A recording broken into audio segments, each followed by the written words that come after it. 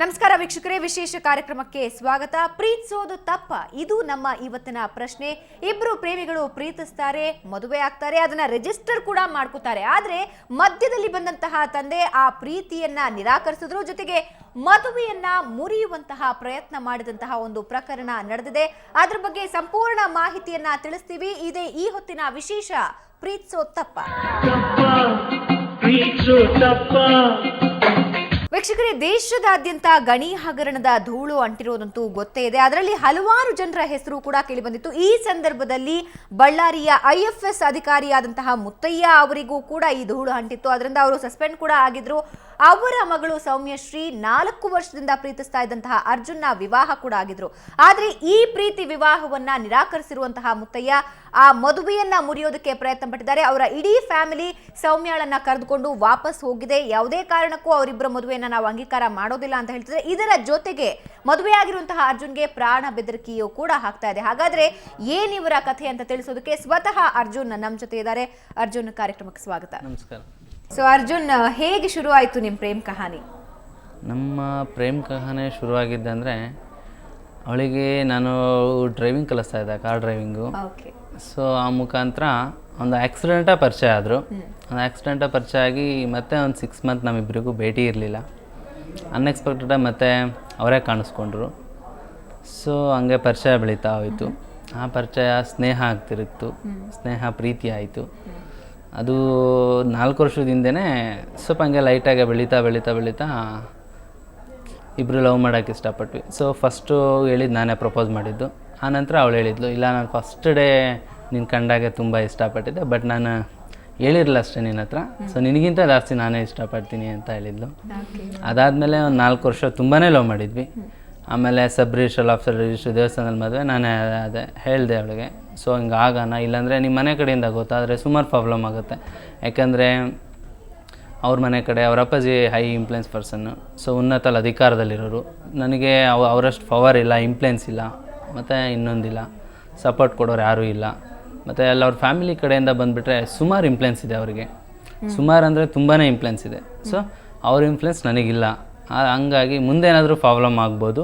ಈಗ ರಿಜಿಸ್ಟ್ರ್ ಮಾಡ್ಕೊಳ್ಳೋಣ, ಆಮೇಲೆ ಏನಾದರೂ ಗೊತ್ತಾದರೆ ಸೊ ನಮ್ಮಿಬ್ಬರಿಗೂ ಒಂದೇಟಲ್ಲಿ ಹೊಡಿಬೋದು ಅಷ್ಟೇ ವಿನಃ ಇದು ಮಾಡಲಿಕ್ಕಾಗಲ್ಲ ಅಂತ ಹೇಳ್ಬಿಟ್ಟು ಇಬ್ಬರು ಹೋಗ್ಬಿಟ್ಟು ರಿಜಿಸ್ಟರ್ ಆದ್ವಿ. ಆಮೇಲೆ ಫಸ್ಟ್ ದೇವಸ್ಥಾನದಲ್ಲಿ ಫ್ಯಾಮಿಲಿಯಲ್ಲಿ ಯಾರ್ಯಾರಿದ್ದೀರಾ?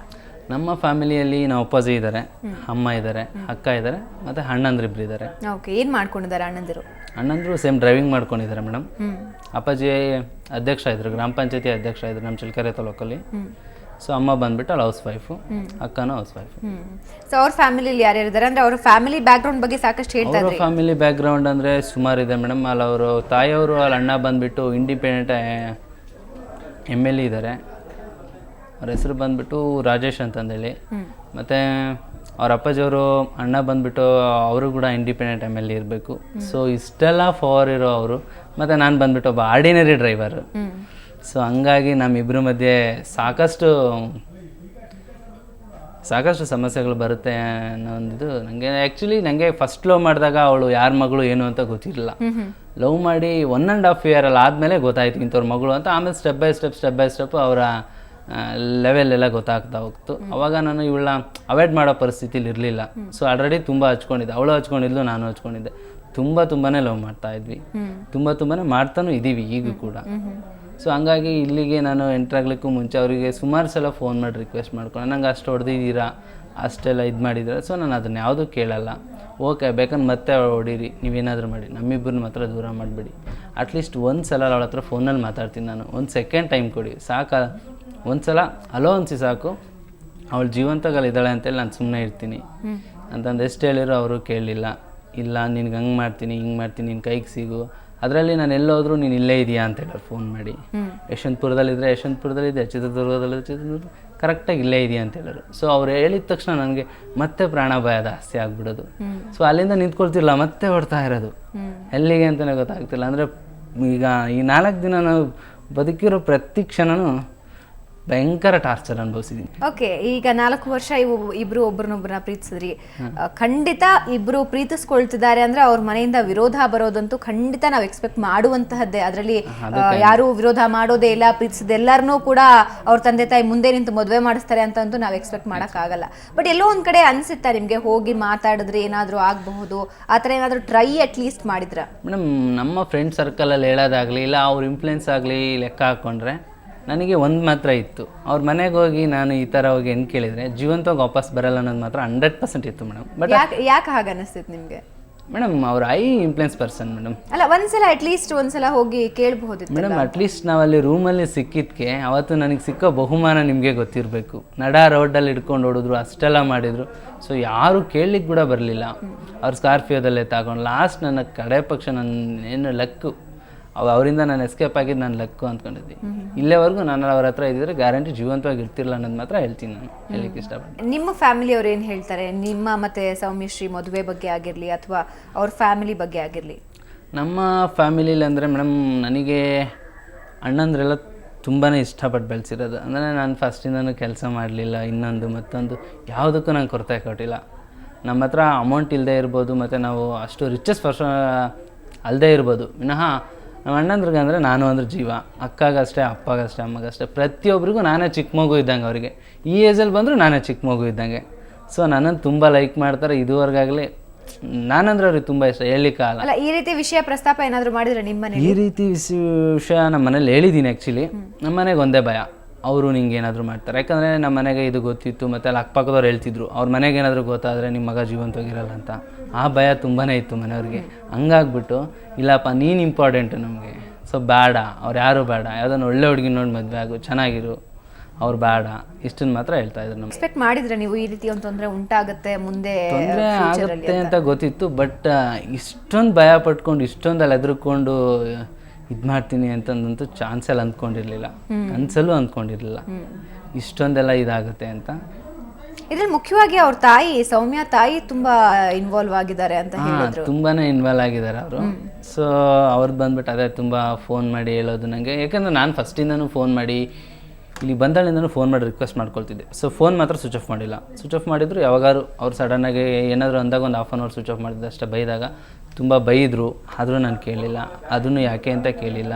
ಹೊಡೆದ್ರು, ಅದನ್ನು ಕೇಳ್ತಿಲ್ಲ. ಫೋನ್ ಮಾಡಿ ಆದರೂ ರಿಕ್ವೆಸ್ಟ್ ಮಾಡ್ಕೊಳ್ತೀನಿ ಪ್ರತಿ ಕ್ಷಣನೂ.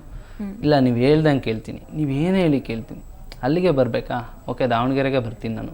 ಅಲ್ಲಿ ಸಾವೇ ಇದ್ದರೂ ಪರವಾಗಿಲ್ಲ, ಒಪ್ಪನಾಗಿ ಬರ್ತೀನಿ. ಅವಳ ಹತ್ರ ಒಂದು ಸಲ ಫೋನ್ ಮಾಡಿಸಿ ಬಾನಿ ಬರ್ತೀನಿ, ಸತ್ಯವಾಗೂ ಬರ್ತೀನಿ ಅಂತ ಎಲ್ಲ ಬೈದರು. ಮತ್ತು ಆದರೂ ನನಗೇನ ಅಷ್ಟು ಇದೇ ಇರಲಿಲ್ಲ. ಸೊ ಅವರು ದುಡ್ಡಿನ ಡಿಮ್ಯಾಂಡ್ ಮಾಡಿದಾಗ, ಇನ್ನೊಂದು ಮಾಡಿದಾಗ ನನಗೆ ಆ ಥರ ದುಡ್ಡಿಗೆಲ್ಲ ಲವ್ ಮಾಡೋಣಾಗಿದ್ರೆ ಇಷ್ಟೆಲ್ಲ ಮಾಡೋಕ್ಕೆ ಹೋಗ್ತಾನೂ ಇರಲಿಲ್ಲ. ನಾನು ಇಷ್ಟೆಲ್ಲ ಸಾವನ್ನೇ ಎದುರಿಸಿ ಬರಬೇಕಾದ ಸಿಚುವೇಶನ್ ಇರಲಿಲ್ಲ. ಸೊ ನನಗೆ ಬೇಕಾಗಿರೋದು ಅವಳಷ್ಟೇ, ನನ್ನ ಹೆಂಡತಿ ಅಷ್ಟೇ. ಸೊ ನನ್ನ ಹೆಂಡತಿನ ಕೊಡಿಸ್ಕೊಡಿ ಅಂತ ಕೇಳ್ತಾ ಇದ್ದೀನಿ. ಓಕೆ, ಯಾವಾಗ ರಿಜಿಸ್ಟರ್ ಮ್ಯಾರೇಜ್ ಯಾವಾಗ ಆಗಿದ್ದು ನೀವು? ಮತ್ತೆ ದೇವಸ್ಥಾನದಲ್ಲಿ ಮದುವೆ ರಿಜಿಸ್ಟರ್ ಆಗಿದ್ದು ಬಂದ್ಬಿಟ್ಟು ನಾವು 21 ನವಂಬರ್ 2011 ಅನಿಸುತ್ತೆ. ದೇವಸ್ಥಾನದಲ್ಲಿ ಆಗಿದ್ದು ಪಕ್ಕಾ ಡೇಟ್ ನೆನಪಿಲ್ಲ ಮೇಡಮ್. ಇದಕ್ಕಿಂತ 1 ಮಂತ್ ಏನೋ ಬ್ಯಾಕು. ಸೊ ಅಷ್ಟೇ ಆಗಿದ್ದು. ಸೊ ಅಲ್ಲಿ ಬಂದುಬಿಟ್ಟು ದೇವಸ್ಥಾನದಲ್ಲೆಲ್ಲ ಇವಳೇ ಅಡ್ಡಾಡಿದ್ದೆಲ್ಲ ಇವಳೇ ತುಂಬ. ನನಗೆ ಅಲ್ಲಿಗೆ ಹೋದಾಗ ಕೂಡ, ಯಾಕಂದರೆ ಅವ್ರ ಭಾವರಲ್ಲೇ ಸುತ್ತಮುತ್ತ ಅವರು. ಸೊ ಯಾವಾಗ ಬಂದು ಅಲ್ಲಿ ಅಟ್ಯಾಕ್ ಮಾಡ್ತಾರೋ ಅನ್ನೋ ಭಯ ಮನಸ್ಸಲ್ಲಿ ತುಂಬ ಇತ್ತು. ಅಲ್ಲಿ ಕೂಡ ಅಡ್ಡಾಡಿದ್ದು ಎಲ್ಲ ಇವಳೇ. ಅಡ್ಡಾಡಿದ್ದು, ಊಟ ಹಂಚಿದ್ದು, ಪ್ರಸಾದ ಹಂಚಿದ್ದು, ಹಾರ ಹಾಕಿದ್ದು, ಮತ್ತು ಇನ್ನೊಂದಾಗಲಿ ಎಲ್ಲ ಕೆಲಸ ಮಾಡಿದ್ದು ಇವಳೇ ದೇವಸ್ಥಾನದಲ್ಲಿ ಕೂಡ. ಸೊ ಇವಳಿಗೆ ತುಂಬ ಧೈರ್ಯ, ನನಗಿಂತ ಜಾಸ್ತಿ ಧೈರ್ಯ ಇವಳಿಗೆ. ನನಗೆ ಒಂದೇ ಭಯ ಆಗಿದ್ದೇನೆಂದರೆ 4-5 ದಿನ ಆದರೂ ಇವರು ಅಷ್ಟು ಫೋನ್ ಮಾಡಿದ್ರು, ಅಷ್ಟು ರಿಕ್ವೆಸ್ಟ್ ಮಾಡಿಕೊಂಡ್ರು, ಅವಳಿಗೆ ಫೋನ್ ಕೊಡಲ್ಲ. ಸೊ ಅವಳಿಗೆ ಏನಾಗಿದೆ ಏನು ಅನ್ನೋ ಭಯ ನನಗೆ ತುಂಬಾ ಟೆನ್ಷನ್ ಕಾಡ್ತಿತ್ತು. ಆದರೂ ಒಂದು ಕಡೆ ಹೇಳ್ತಿತ್ತು ಅವ್ರ ಮಗಳು ಅವಳಿಗೇನು ಮಾಡಲ್ಲ, ಬೇಕಾದ್ರೆ ನನಗೇನಾದರೂ ಮಾಡ್ಬೋದು, ಅವಳಿಗೇನು ಮಾಡಲ್ಲ ಅಂತ ಒಂದು ಕಡೆ ಆಗ್ತಾಯಿತ್ತು. ಒಂದು ಕಡೆ ಅಲ್ಲಿ ಅವ್ರು ಫೋನ್ ಮಾಡಿ ಇಲ್ಲ ನನ್ನ ಮಗಳು ಬೇಕಂತ ಸಾಯಿಸ್ತೀನಿ, ನಾವು ಬೇಕಂತ ಸಾಯ್ತೀವಿ, ನಿಂಗೆ ಮಾತ್ರ ಕೊಡಲ್ಲ ಅಂತ ಹೇಳಿದಾಗ ಕೋಪದಲ್ಲಿ ಏನಾದರೂ ಹೆಚ್ಚು ಕಮ್ಮಿ ಆಗಿಬಿಟ್ರೆ ಅನ್ನೊಂದು ಭಯ ತುಂಬಾ ಕಾಡ್ತಾ ಇತ್ತು ನನಗೆ. ಸೊ ಯಾಕಂದರೆ ಅವಳ ಬಿಟ್ಟು ಬದುಕೋ ಶಕ್ತಿ ನನಗಿಲ್ಲ, ಬದುಕೋಕ್ಕೆ ಚಾನ್ಸೂ ಇಲ್ಲ. ಇದು ಮಾತ್ರ ಸತ್ಯ. ಸೊ ಇವಾಗ ಮದುವೆ ಟೈಮಲ್ಲಿ ನಿಮ್ಮ ಫ್ರೆಂಡ್ಸ್ ಎಲ್ಲ ಏನು ಹೇಳ್ತಾರೆ? ಯಾಕಂದರೆ ಮೊದಲೇ ಹೆದರಿಸಿಟ್ಬಿಟ್ಟಿದ್ರು ನಿಮ್ಮನ್ನು. ಮದುವೆ ಟೈಮಲ್ಲಿ ಅಂದರೆ ಮೇಡಮ್ ಇದೊಂದು ಹೇಳ್ಬೇಕಾದ್ರೆ ನಂಗೆ ದಾವಣಗೆರೆಗೆ ಸುಮಾರು ಫ್ರೆಂಡ್ಸ್, ಸಾಕಷ್ಟು ಫ್ರೆಂಡ್ಸು. ಸೊ ಮದುವೆ ಆಗಕ್ಕೆ ಹೋಗ್ತಿದ್ವಿ ಇದಕ್ಕೆ ಸನ್ನಿಧಾನಕ್ಕೆ, ದೇವಸ್ಥಾನಕ್ಕೆ. ಸೊ ಆಲ್ಮೋಸ್ಟ್ ಯಾವ ಫ್ರೆಂಡ್ಸಿಗೆ ಕರೆದ್ರೂ ಬರೋಂಗಿಲ್ಲ. ಯಾಕಂದರೆ ಅಲ್ಲಿ ಅವ್ರ ಅಪ್ಪ ಬಗ್ಗೆ ಆಲ್ಮೋಸ್ಟ್ ನನ್ನ ಫ್ರೆಂಡ್ಸಿಗೆಲ್ಲ ಗೊತ್ತಿತ್ತು. ಯಾರೂ ಬರ್ತಾ ಇಲ್ಲ, ಎಲ್ಲರೂ ಹೆದರ್ತಾರೆ. ಹೊಸ ಫ್ರೆಂಡ್ಸ್ ಮಾಡ್ಕೊಂಡು ಅವ್ರನ್ನ ಇಬ್ಬರನ್ನ ಕರ್ಕೊಂಡೋಗಿದ್ದೆ ಅಷ್ಟೇ. ಇಬ್ಬರನ್ನ ಕರ್ಕೊಂಡೋಗಿ ಅಲ್ಲಿ ಸನ್ನಿಧಾನದಲ್ಲಿ ಹೋಗಿದ್ವಲ್ಲ, ಅಲ್ಲಿ ಯಾರಿಗೂ ಗೊತ್ತಿರಲ್ಲ ಇಂಥವ್ರ ಮಗಳೇ ಅನ್ನೋದು. ಸೊ ಹಂಗಾಗಿ ರಾಜಾರಷ್ಟ ಮದುವೆ ಆದ್ವಿ. ಅದು ವೀಡಿಯೋಸ್ ಫೋಟೋಸ್ ಎಲ್ಲ ಇದೆ, ನೀವು ನೋಡ್ಬೋದು. ಸೊ ಅಲ್ಲಿ ಮದುವೆ ಆದ್ವಿ, ಅಲ್ಲಿಂದ ಬಂದಾದ್ಮೇಲೆ ಮನೆಗೆ ಹೋದ್ಲು. ಅಷ್ಟಾದ್ಮೇಲೆ ಆಮೇಲೆ ಇಲ್ಲಿ ಸಬ್ ರಿಜಿಸ್ಟ್ರಿಗೆ ಹೋದಾಗೂ ಅಷ್ಟೇ. ಸೊ ಅವತ್ತು ಯಾರು ನನ್ನ ಫ್ರೆಂಡ್ಸ್ ಗೊತ್ತಿರೋರು ಯಾರೂ ಬರ್ಲಿಕ್ಕೆ ಧೈರ್ಯ ಮಾಡ್ತಿಲ್ಲ. ಹಂಗಾಗಿ ಅದನ್ನು ಏನೇನೋ ಮಾಡ್ಕೊಂಡು ಅವತ್ತಲ್ಲಿ ಹೋಗಿದ್ವಿ. ಅವ್ರ ಅಪ್ಪಾಜಿ ಫ್ರೆಂಡ್ ಒಬ್ರಿದ್ರು ಅಲ್ಲಿ. ನನ್ನ ಅದೃಷ್ಟ ಏನೋ ಗೊತ್ತಿಲ್ಲ, ಅವರು ಇದನ್ನೆಲ್ಲ ಅಬ್ಸರ್ವ್ ಮಾಡಿ ನೋಡಲ್ಲ. ಸೌಮ್ಯನ ಅಷ್ಟೇ ಮಾತಾಡ್ಸಿರು, ಏನಮ್ಮ ಸೌಮ್ಯ ಚೆನ್ನಾಗಿದೆಯಾ ಅಂದರು. ಅಷ್ಟಕ್ಕೆ ಅಂಕಲ್ ಅಂದಿದ್ರು. ಅಷ್ಟೊಂದು ಸುಮ್ಮನೆ ಆಗಿಬಿಟ್ಲು. ಅವತ್ತು ಅವ್ರೇನಾದರೂ ಎನ್ಕ್ವೈರಿ ಮಾಡಿ ಒಳಗೆ ಯಾರಾದರೂ ಲೀಕ್ ಮಾಡಿದರೆ. ಸೊ ನನ್ನ ಫ್ರೆಂಡ್ಸ್ ಎಲ್ಲ ಹೇಳ್ತಾಯಿದ್ದು, ನೀನೇನಾದರೂ ಸಬ್ ರಿಜಿಸ್ಟ್ರ್ ಆಫೀಸ್ಗೆ ಹೋದೆ ಅಂದರೆ ಅವ್ರಿಗೆ ಪಬ್ಲಿಕ್ ಆದಾಯ ಆಗುತ್ತೆ. ಯಾಕಂದರೆ ಇನ್ಫ್ಲುಯೆನ್ಸ್ ಪರ್ಸನ್ ಇಡೀ ಡಿಸ್ಟಿಕ್ಕಲ್ಲೇ ನೀನು ಇಡೀ ಕರ್ನಾಟಕದಲ್ಲೇ ಎಲ್ಲೋದ್ರೂ ಕಾಂಟ್ಯಾಕ್ಟ್ ಇರುತ್ತೆ. ಅಂಥದ್ದು ಇವರು ಇರೋ ದಾವಣಗೆರೆಯಲ್ಲೇ ನೀನು ಇದಕ್ಕೆ ರಿಜಿಸ್ಟ್ರಿಗೆ ಹೋದರೆ ಅವ್ರಿಗೆ ಗೊತ್ತಾಗದೇ ಇರುತ್ತಾ? ಶೋರಾಗಿ ಗೊತ್ತಾಗುತ್ತೆ. ಅವ್ರಿಗೆ ಗೊತ್ತಾಯಿತು ಅಂದರೆ ನೀನು ಜೀವಂತವಾಗಂತೂ ಈಚೆ ಬರಲ್ಲ ಅನ್ನೋದು ಕನ್ಫರ್ಮಾಗಿ ಹೇಳ್ತಾಯಿದ್ರು.